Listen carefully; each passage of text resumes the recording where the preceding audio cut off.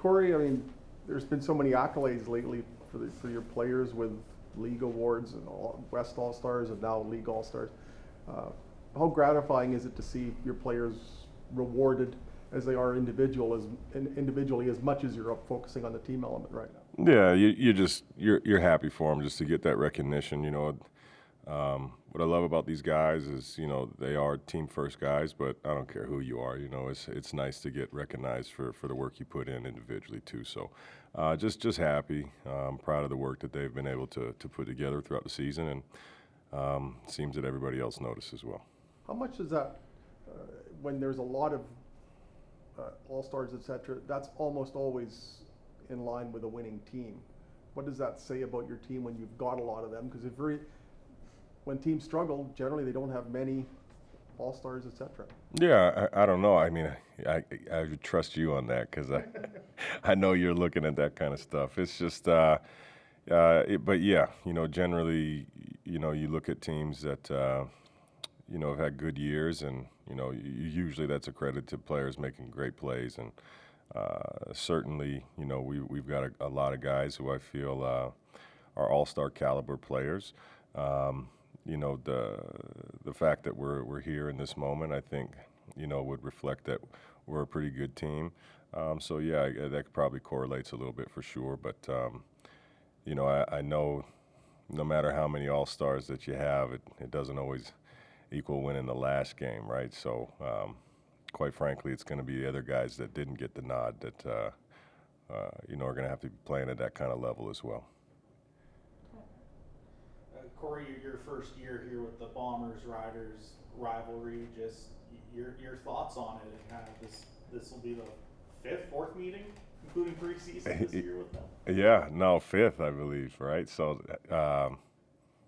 crazy. It is. You feel the energy, and certainly started long before any of us in this building were here, and you love that about sport. You love that about our fan base, and truthfully, you love it about their fan base, is that they're loyal to their teams. And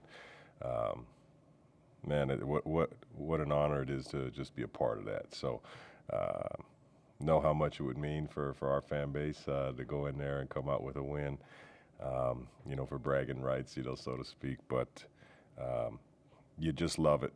The atmosphere is going to be outstanding in either building.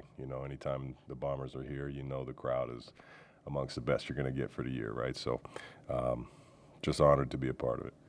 How much does the fact that all the effort both these teams put in all year, training camp, the regular season, comes down to this, one team moves on, one team season ends, how much does that add to this for players, that this is what your hard work is leading up to? Yeah, it's the point of it all. And I believe we've earned the right to have this showdown, so to speak.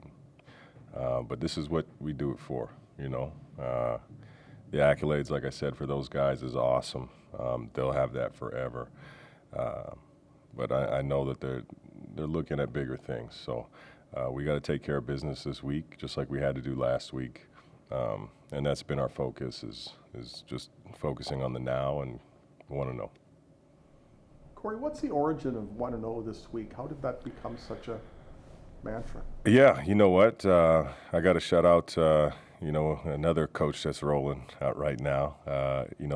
Dinwiddie, he was big on a couple things, and that was one of them, and that really struck home to me. I think I heard it before from another team that I was a part of years past, and I don't know if we I don't know if we did go 1-0 very often, to be honest. The mindset wasn't there from that group, but he's such a great coach as well, and a lot of things that from my vision is from my experience coming up in the game, and I'd say that would be my credit, tip of the cap to RD from that. Just something that was a part of something that he was before, and really was a driving force for us here. So, I'd have to tip the cap there. And so many players use it now routinely in interviews. How gratifying is it to hear that that's been embraced to the extent that it has? Yeah, well, that would be the point, is having them understand it. We speak we speak about a lot of things. If that's the one that they're holding on to, then that was the point of it. So there's so much, obviously, and it's not just this week or the week before, or earlier in the season, goals that we had set for ourselves from training camp. But you take care of the present time and the week that you're in. You finish that week 1-0, things can fall for you for your ultimate goals. So pleased with that. Coach, sometimes you hear that individual athletes or even teams at some points are playing with a chip on their shoulder because they've got something to prove. Does this team play with a chip on their shoulder? I mean, maybe individual answers are different. Personally, I don't think we have a chip on our shoulder because we've always believed in ourselves. So whatever talk has been outside the building, I'm horrible the guy to talk to because I don't really pay too much attention. But the belief has been so strong here. We expected to be in this position. So I don't want to say it's a chip. We just believe in ourselves. And where does that belief start? Where does it start at? Day one of training camp.